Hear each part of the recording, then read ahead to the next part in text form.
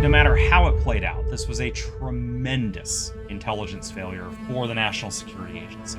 I have no idea how the government handles something like this because I don't know that it's happened before. I don't think anybody ever would anticipate their operations history being public. How could you do the job if you thought that your operations history would be made public? If the shadow brokers were listening right now, would you have anything to say to them?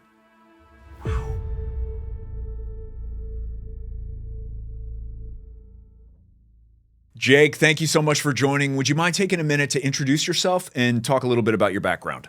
Yeah, sure. My name's Jake Williams. Cybersecurity expert. Today I'm the VP of Research and Development over at Hunter Strategy, where we do lots of fun cybersecurity stuff for government and commercial clients. My background, spent 18 years in the Intel community doing various fun things. Left that world in 2013. I've now founded and exited 2 cybersecurity consultancies and do a lot of consulting myself today, my own private consultancy separately. And so just tons of fun, doing a lot of work in AI right now. I think like pretty much everybody, unfortunately, at the moment, and looking at both offensive and defensive uses with development work. And that's my fun machine learning workstation in the back there, Colossus. A big thing in the back there with on the desk there. That's sadly half a terabyte of RAM and 2 obscenely expensive GPUs. But, oh, wow. Okay. It's great in the winter. I don't need any heat, right? But man, in the summer, I have to put in a second air conditioner. I kid you not, like in the room, because the main, regular AC wasn't doing it. Can you tell us a little bit more about the tech that's baked into that thing? I'm curious. Yeah, it's a dual Xeon. I should be fair. It's not just for machine learning. I did buy a little bit more than I needed for some other work, but that's a dual Xeon. I think it's I don't know. 36, I think it's 36 cores, 72 threads, and half a terabyte of RAM, 2 A6000s. Those are 48 gigs a pop. So it's a chunk, chunk of change. And from a compute standpoint, it's a beast. So it's a serious machine. Yeah.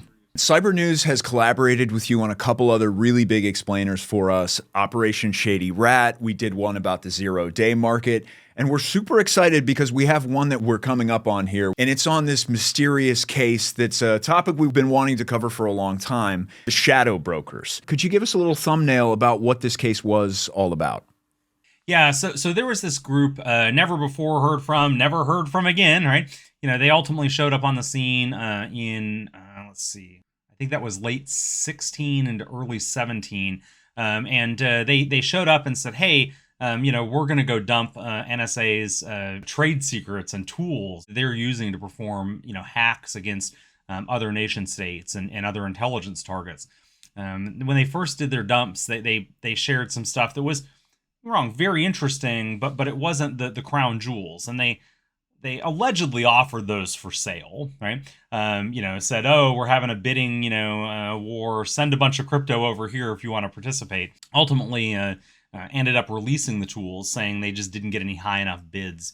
But they ended up dumping some pretty gnarly, not just zero-day vulnerabilities, but actually weaponized exploits for those vulnerabilities, right? So normally we get a vuln release, somebody has to figure out how to write an exploit for that's reliable.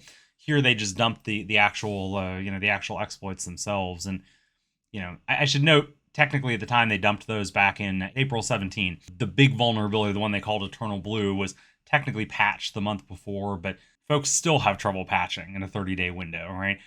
In 17 it was certainly way worse. And so we had a chance to see a lot of folks that were widely exposed, and it led to some pretty serious impacts, right? WannaCry, as a result of that, NotPetya directly used that. That's a big attack that crippled Maersk and a bunch of Ukrainian businesses. All that was fueled by this, by this exploit. You've mentioned the toolkit that was released. Can you get a little bit more specific about what we're talking in there? This is NSA's toolkit for both exploiting systems and then maintaining access on those systems.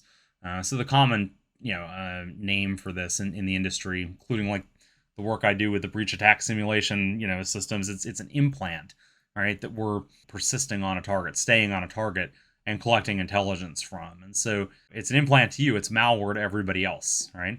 And so, the exploits, those are what get you on the target. They're the delivery vehicle. The implant is the warhead. That's what's delivering the effect, right? Although, of course, in most cases, the effect that we're delivering is the ability to extract intelligence, right, from those systems. So that toolkit, or a big chunk of the toolkit, got dumped, right?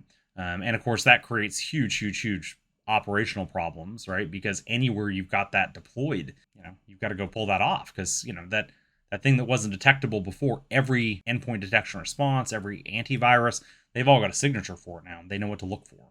Likewise, from the exploit perspective, as those get patched, sure, not everybody patches immediately, but it's, you're still taking things that were previously 0 days, and now they're not, right? And so you've got to spend research and development money to build those capabilities back up.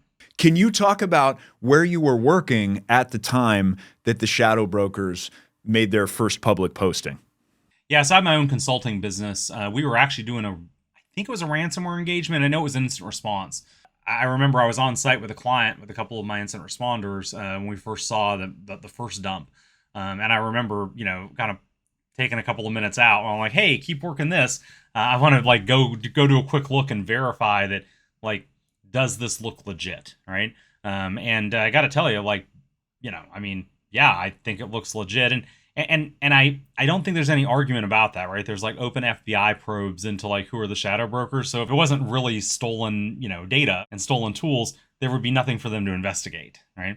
If it was all a hoax. And so I think we can pretty well confirm that at this point, without me saying independently, I'm the one guy that confirmed and looked and said, yeah, this looks legit. But yeah, it was kind of one of those points of yikes, if they've, and then you start putting together those thoughts of, if they have this, where could they have gotten this, and what else did they get with it? And that's really the stuff that, that mattered in the long run. So not only are you an expert, of course, with a deep knowledge about this stuff, but you were also in a unique position to be able to probably determine if these files were legit as well. Can you talk a little bit about how you got embroiled in this thing, and how you became a part of the story? Yeah. Not something I desired, by the way, right? So I, being part of the story, but I was pretty widely known at this point, but I used to be a hacker at the NSA. And so that was the last job that I did in the intelligence community. I was the seventh person to be nominated as a master CNE, computer network exploitation operator. It's a pretty high bar. That was a director of the NSA level appointment, at least at the time. I have no idea what they sit now, but I worked there for for a number of years, within tailored access operations, right? The hacking group, or the group responsible for nation state hacking within NSA. So, yeah, I was in a unique position to verify and look and say, yeah, this absolutely aligns with, my experience. Although, again, wasn't publishing that at the time for obvious reasons, right? I wasn't saying hey, these are 100%.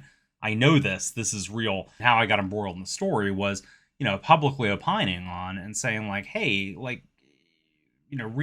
read this stuff, right? Some of you have exposures, right, that these files that have been released are going to impact directly. And so that caught the attention eventually of the shadow brokers. I also made some interesting correlations about the timing of some of the dumps,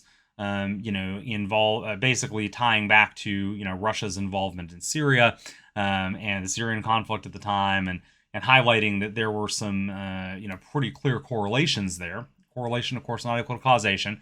But, with Russia likely timing some of these releases to, control the press narrative, right? Some around Russian hacking operations, some around actual kinetic operations. But ultimately, that apparently attracted their attention, and they eventually, the shadow brokers, eventually made some posts about me explicitly by name. And so, yay, fun times. Can you tell me a little bit more about the nuts and bolts of Tau? Who were the types of people who were recruited into that group? What's the skill set? What was the objective? I mean, it has a rad name for the normies out there, who will be very curious to learn, the inside scoop. We always referred to it internally as TAO, right?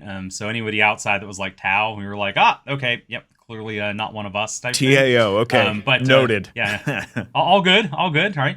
No, as far as basically, it's just another intelligence collection method, right? Traditionally, most signals intelligence, right, has involved, midpoint type operations, right, and off the air operations, and TAO enables you to go. You don't have to wait for somebody to transmit data, right? You can just go and take it, right? Everything's computerized now, and so as far as nuts and bolts, right? Specific operations, obviously can't talk about. But it was just another tool for policymakers, ultimately to be able to fulfill their intelligence objectives. And so it was an interesting tool, right? Because if you're doing off-air collection, right? So literally putting an antenna up and collecting something somebody's already transmitting, that's just understood to be statecraft, right? There's just no huge negative implication. You're not going to start an international incident by raising an antenna.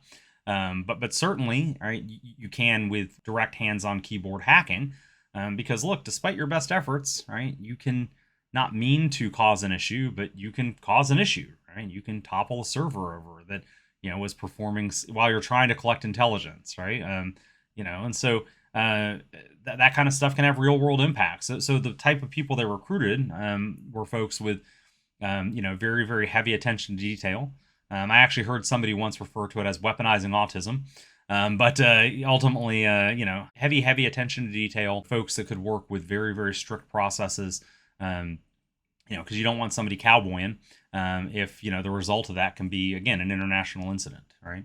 What do you think was the level of talent of the other folks that you worked with there? Because the only other person that I've spoke with at the NSA was a cryptographer, and the guy was brilliant. Yeah, no, it was very, very, very high level. I know the operator program, it's been through a number of iterations over the years, but I'm still in touch with folks, that say it's got a very, very high failure rate, and that's after they've done some pretty gnarly interviews. And when I took my operator pre-qualification, are we even going to see you for an in-person interview exam?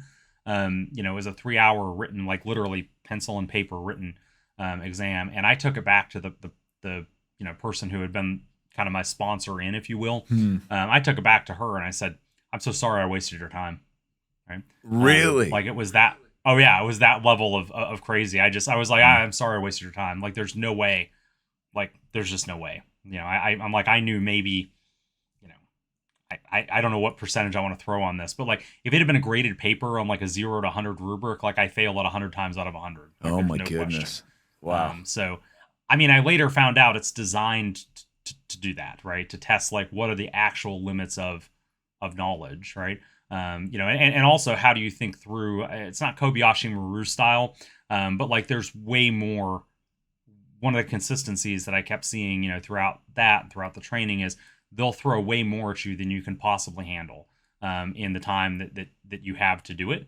And so it's a lot of prioritization, right? It's a lot of how do I end up with this impossible set of tasks to complete, knowing that I can't complete all of them. How do I pick what's actually critical right now and not the other stuff? So it wasn't necessarily about succeeding in the solution. It was more about giving you the opportunity to demonstrate your thought process and the different. Oh yeah. Lots of open-ended questions, right? So tell me everything you know about blah. And you're like, whoa, right? Kind of if we're going all the way down to the wire to ones and zeros, right? All the way back up to high-level protocol, analysis like that. I could spend 8 hours on this alone, and that's one of 15 questions on a pencil paper writing thing that I have 3 hours to complete, right? So you can pretty rapidly pigeonhole and not get stuff done, and so I suspect that's part of what they were looking for there. Okay, back to the chronology of the story. The shadow brokers are releasing these files. They're posting things. You're seeing them. You're flagging that they might be real. So will you take us back to the day where you specifically get your call out? Can you talk about how that happened, what they said? And I want to know your exact reaction in the moment, because you had already sussed out that these things were legit. So were you extremely concerned? How nervous were you for your safety? What did they say? What was the call out and what was your reaction? I was actually teaching a SANS conference at the time. I was teaching, ironically, exploit development at SANS. And so I was down in Orlando, and we I know it happened in the middle of the night. I was sick on top of everything else. Like, I was sick enough that I had gone to Sands and said, hey, it's a big enough conference. We've got replacement or extra instructors here to kind of, floaters, right, to shuffle people around. And I was like, take me out for a day because I've got to run a fever. I need to rest. And ultimately they were like, no, because I was teaching the advanced exploit dev course, and they're like, there's one other person we can Jenga into this, right? And he's already teaching a class, and then we don't have any to Jenga into his, and you have, he's got 3 times more people than you do. Suck it up, right? I'm like, and so, I went to bed early night, and then woke up, in the morning, and I've got like, you swipe down in the little, or it used to be with TweetDeck maybe or something. But it's like the 99 plus, right? Notifications, like actual mentions, right? And I'm like, that's not good, right? Like, what hot take did I have that went like totally, off the rails, right? And it wasn't a hot take I had. It was that, they had mentioned me by name, and then other people are mentioning me by name in that, because the shadow brokers were, ultimately announcing their leaks on Twitter, now X, I guess. So that was the first notification that I had that like, oh snap, like they've mentioned me by name. And I'm like, well, that's okay, fun, right? But then I'm also looking at the dump, right? Because that's when they dumped Eternal Blue. And so, that's yikes, right? So now we've got, the worst of the worst of what you could assess maybe that they had type thing, from a tool perspective.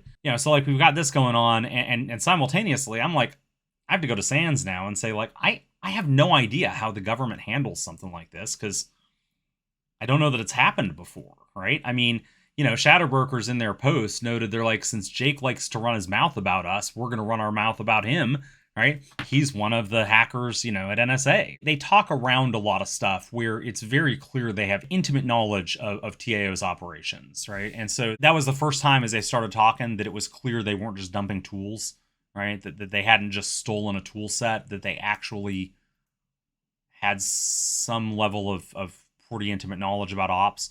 And so that made me a little bit nervous, because then of course I've got to ask, like, what else do they have? Do they know, right? And so anywho, I wasn't sure, like, is the FBI going to show up here, and like, whatever. I just don't know. But as far as fear for my safety, like, I had no legitimate like safety fear, right? It was a bit of a different time though, right? I mean, we're coming off of Trump v1, right? We're just a few months in, as we are now, right? A few months into that term. And a lot of people forget about like the overarching, Russian election interference, the very, very real Russian election interference in the 2016 elections. And so, given that, again, shadow brokers, I assert with high, and continue, by the way, to assert with high confidence, is linked to Russia, right? I was, look, we had idiots on both sides, crazies on both sides. And so, that concerned me more than anything else.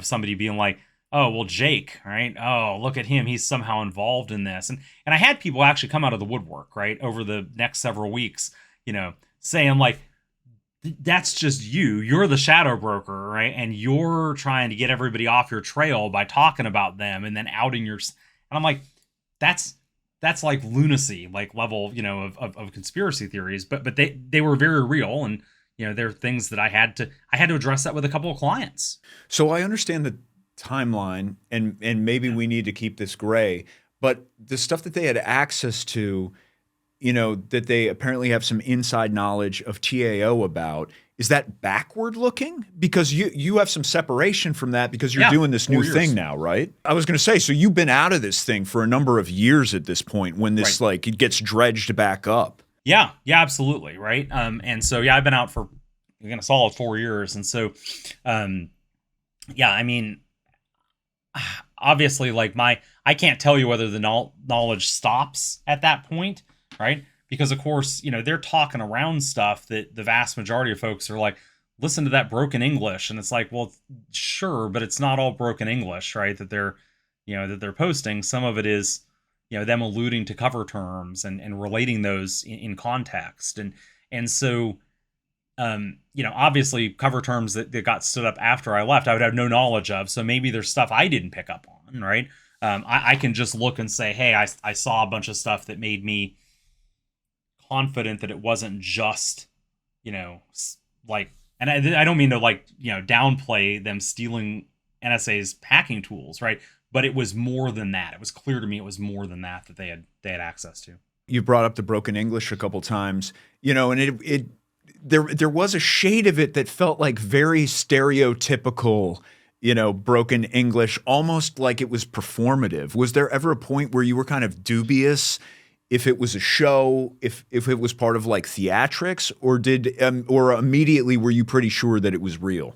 No, it's all theatrics, right? I mean, 100% all the broken English stuff, all theatrics, right? I mean, look, we're talking about, again, if I'm there's only two theories on who these guys are, right? One is Russian intelligence, as I know, credible theories. One is Russian intelligence, the other one's an insider, right? Either way, it's performative, right? If it's an insider, they clearly speak English. If it's not an insider and it's Russian intelligence, clearly they have folks that can put together, grammatically correct English, right? And so either way, it ends up being performative. The allusions to cover terms. Jake, I'm sorry to interrupt. For the folks who don't know what that term means, will you explain what cover terms are? Yeah, cover terms a code word, right? If you will, right? So, instead of saying, I don't know, go storm the gate, or I guess, well, that's a bad example here. Instead of saying go target the State Department, right? You'd call it something like fuzzy nipple, right? And just everybody inside the organization knows that means, go target the U.S. State Department, right? Although I should be super clear, like, U.S. targeting is clearly off limits, right? But so the cover term is just a way to, talk about a tool without, naming the tool. Like, actually, a great example of this that was in the dumps is Eternal Blue, right? The name of the actual exploit, or the binary that they ran, was eternalblue.exe. Eternal Blue was an SMB exploit, right? So targeting Windows servers and workstations, but targeting that service on Windows. And so rather than you saying the SMB 0 day that, you require heap grooming for, right, you can just shorten that up to Eternal Blue, and people either know what that is or they don't, and you're not revealing any information by talking about the thing, right? And so there were a certain amount of those cover terms that were baked into the post that made you question, like, what? Yeah. Or in a lot of cases, not the direct terms themselves, but like allusions to them, right? So, if I were to take the Eternal Blue as an example, right? This one's not a real one, but just as a, an idea here. They don't actually say Eternal Blue, but they're like, everlasting, everlasting violets. And you're like, ah, ha, ha, ha, fun, kind of fun guy there, right? And seeing that baked in, just comes some of the posts, and I'm kind of like, okay, well, like, these guys have knowledge of a lot of stuff. And I think I can say this pretty confidently for most TAO operators, right? I don't think anybody ever would anticipate their operations history being public. And I suddenly was potentially faced with that. How right? could you do the job if you thought that your operations history would be made public? You couldn't even do sure, you'd right? be too nervous. Yeah. Yeah, absolutely. I agree, right? Because, like, it's really pick a country, a target country, right? That you might go after, right? And by the way, too, like, we love to talk about the, like, the obvious ones, the Russia, the Iran, right? The North Korea, rock on. But, like, okay, take it just down a notch to China. And suddenly if you're thinking like, oh, well, if you're hacking China day in, day out, and let's say, 20 years from now, China, like, is the world power, yikes, right? That is a, because you've committed crimes against the country of China, right? I mean, that's certainly the way we in the U.S. process it. We're criminally charging Russian hackers that we, Iranian government hackers that we can identify by name, right? And so, yeah, I agree 100%. You could not do the job if you anticipated your ops history becoming public. Moving forward to the way that this thing ended, and once again, kind of double clicking into the performative aspect of it. If it was performative, it was such an interestingly choreographed performance because not only was the language weird, but there was kind of like this escalation in the rhetoric too, right? Can you talk about that? So after they dumped the tools that they, the same time that they outed me, right? From, I think a lot of us were kind of standing by to like, what's next, right? And that was the last dump. And they did a couple of posts afterwards. They said, hey, we've got more stuff. We've got ops data. We've got, we've got source code. We've got, you name it, right? I can't remember some of the other stuff they claimed.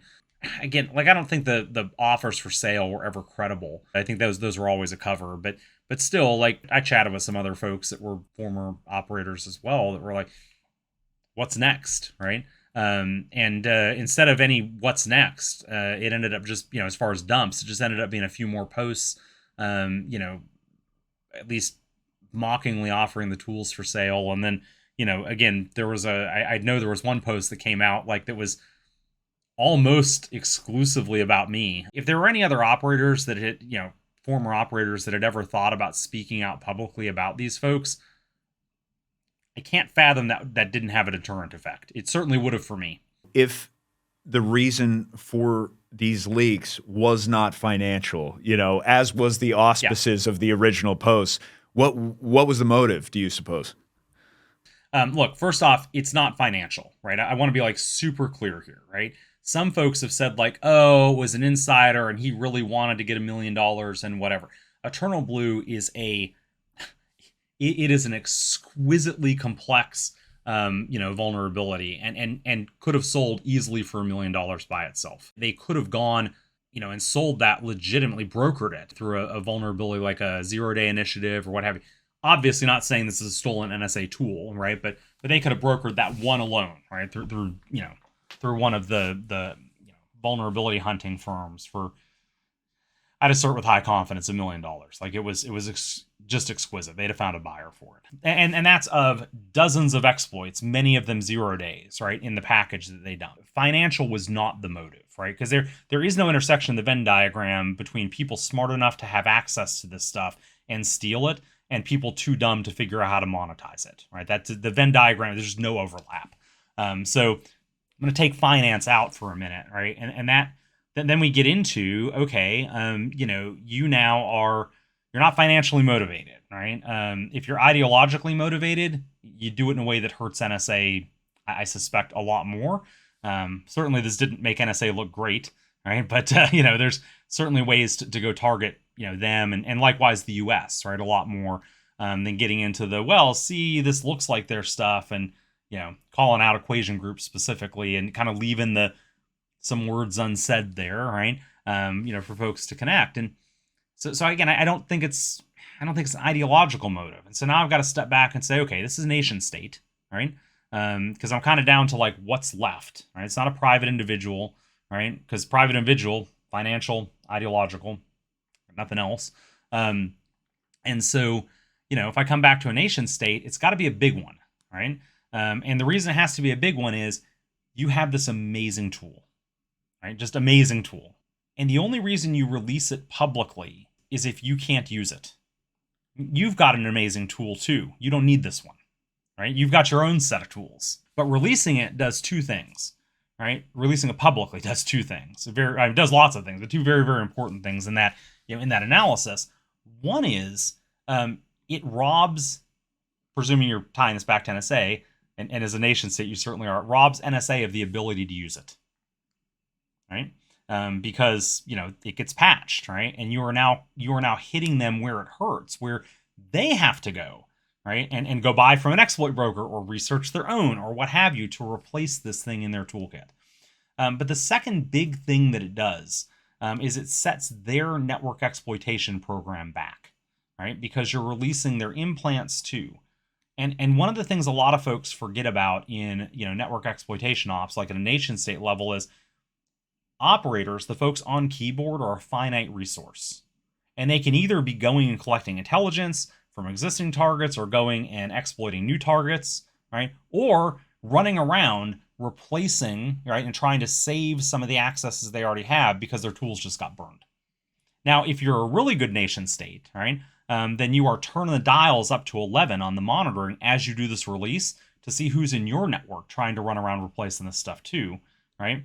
Or replacing other stuff that they may think you have. Obviously, they have the signatures here, so they're already like looking for the explicit signatures, right? But there's some, Anyway, long story short, like I can only get this to line up with a nation state motive. And there, right, again, it's got to be somebody big, right, with like huge research budgets. And now I'm down to China and Russia.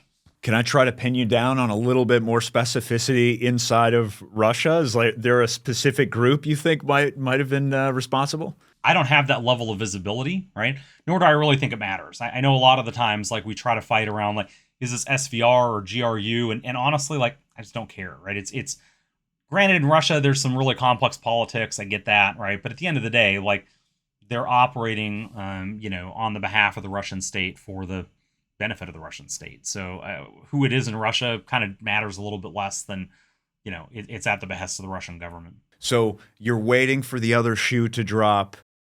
It doesn't. They just vanish. So they just vanish. What is the legacy of the shadow brokers in 2025? I wish it was talked about a little bit more, right?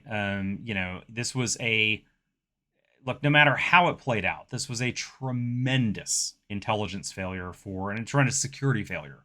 Back up here. It was a tremendous security failure for the National Security Agency and had incalculable cost to intelligence.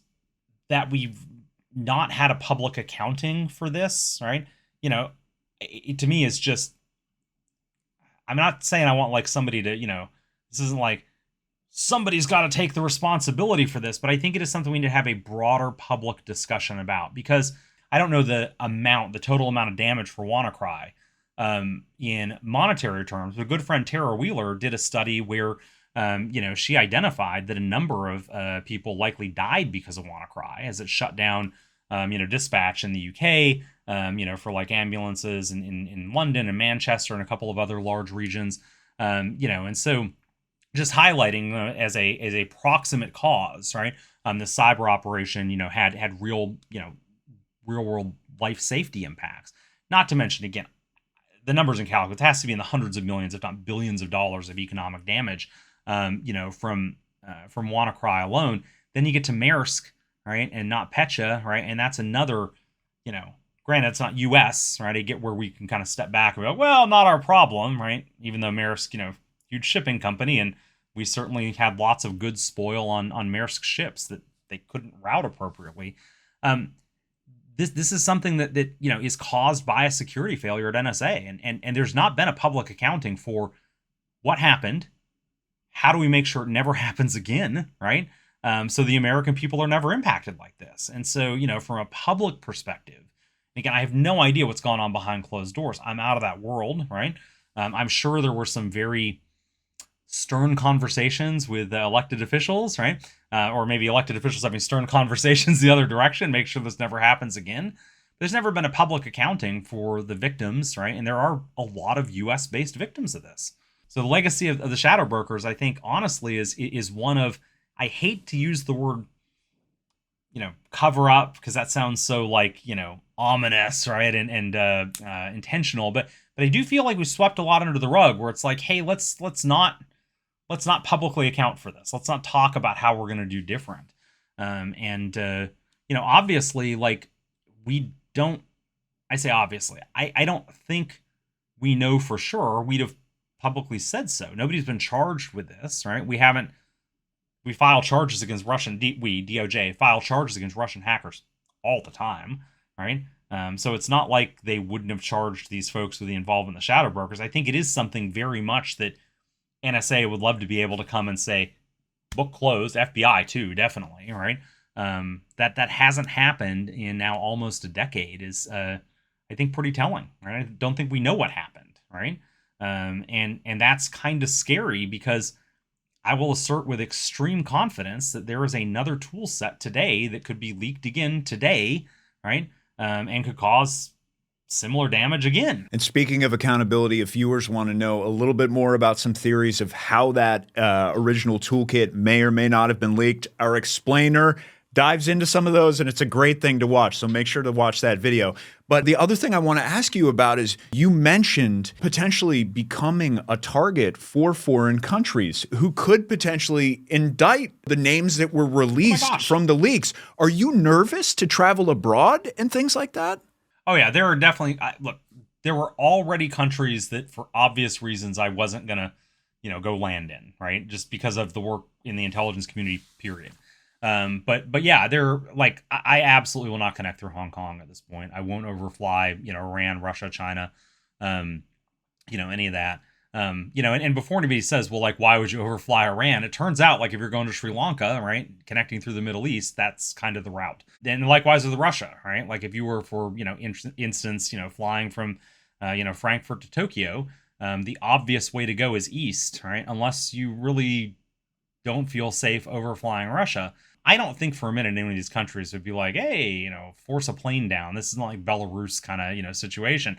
But if you have an engine problem or deity knows what, like, it's really easy to say, like, well, nothing would happen. They definitely let you take back off. And you're like, yeah, I don't know, right? Because it's a really easy thing when it's not your freedom, right? To say, like, oh, that's an overreaction. But, look, at the end of the day, cybersecurity is all about risk management, right? And we talk about likelihood and impact. The likelihood can be low, but if the impact is extreme, yikes. Yeah. If the shadow brokers were listening right now, would you have anything to say to them? I mean, yeah, sit on a cactus. I can think of, yeah, I guess on the flip side, I can also turn around and say if this truly was a Russian intelligence operation, it was brilliantly done. Which again, I assert with high confidence it was brilliantly done. And so game recognizes game, and at the same time, like, from a personal perspective, like, I mean, yeah, sit on a cactus. I guess this is probably as good as it gets. At least for PG-13 range there. So, well, let's put the shadow brokers case to bed. Like I said, the viewers should definitely check out that explainer is going to drop. I think it's going to be the decisive accounting of this case. We dive into it super deep, and I think we're going to reveal some cool information that people may not have seen elsewhere, so definitely check that out. But now that we've got you, I want to switch gears a little bit to talk about present day and some stuff that you're working on. My first question was something that I saw you post about recently on X, and I really wanted your insights into. Recently, people have gotten super concerned about Palantir and this new mega database that people are saying they may be compiling on American citizens' data, between the new work they're doing for, various governmental healthcare divisions and the IRS. Is this for real? Are we worried about this? What's your thought about how serious this is? Yeah, so for legal reasons, I want to be super clear that this has nothing to do with my comments have nothing to do with Palantir. I am always concerned when people aggregate data, and particularly people aggregate data in a rush, and particularly doubly so when they don't think about the security implications of aggregating that data. I'm a 3-time winner of the OPM breach notification, for OPM getting hacked. 3 different agencies, right, notified me that my records have been stolen. And it's like, yay, cool, right? From different SF-86s, those are the big clearance forms you put in, and clearances hardly transfer, right? So you still have to fill out the form for them to the other agency, and so 3-time winner there. Like, I'm horrified about what the Chinese government got from me there, but I'm happy they didn't have access to everything OPM. OPM had data siloed, right? And there's a security reason for that. We already know China's moving to social scoring. It will not surprise me to learn that, at some point the U.S. tries to do something like that. The EU is almost like completely like outlawed that, right? Social scoring meaning like, is Jake a 1-star or a 10-star person, right? Kind of thing. And so, and across, I'm sure, different attributes and what have you. I worry when we start aggregating that data, though. And then, look, a lot of that's being done under the Doge auspices, right? And folks working with Doge and what have you. And we've already seen that a lot of the stuff they put together has been an absolute security nightmare. Which, by the way, too, unsurprising when you move fast, right? Move fast and break things may work okay in some startup land, but not when you're talking about, hundreds of millions of Americans' data. So yeah, it concerns me that they're putting together huge databases without large security, large security controls, and ultimately without any real accountability on how that data is being used. So I want to turn the focus to what you're working on right now. Yeah. The last time we chatted, you said you were getting into prompt engineering, jailbreaking, AI development. Can you tell me a little bit about, what you're focused on right now? Yeah. So I've done a bunch of work with that. I'm actually doing some work building some autonomous agents for breach attack simulation. So this is, where we take our ultimate goal, right, is to be able to take a CTI report, that somebody releases on whatever, some, Chinese, Vietnamese, Iranian, whatever threat actor, and take that report and then ultimately say, okay, now go run this attack, in my network to see if I'm, if I'm going to detect it, am I going to block it? Am I going to whatever?